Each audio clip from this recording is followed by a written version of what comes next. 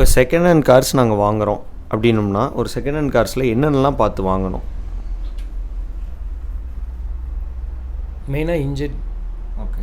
எப்போவுமே வந்து வண்டியில் பார்க்க வேண்டியது இன்ஜின் அண்ட் தென் ஆக்சிடெண்ட் ஆகிருக்கா.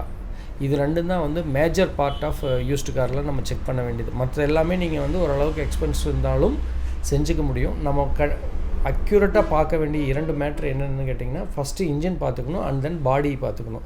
பாடி எதுக்காக பார்க்கணும் அப்படின்னா, நீங்கள் பாடி பார்க்காம எடுத்துட்டிங்க அப்படின்னா அது ஆக்சிடெண்ட் ஆகி அதை டின்ட் இருக்கும்.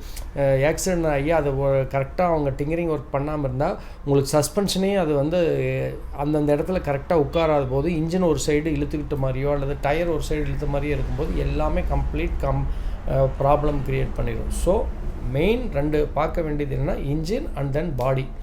ஆக்சிடெண்ட் ஆகிருக்கா அண்ட் தென் இன்ஜின் நல்லா இருக்கா, இது 2 கம்பல்சரி பார்க்கணும். மற்றது எல்லாமே சைடில் இருக்கிறது நம்ம பார்த்துக்கலாம்.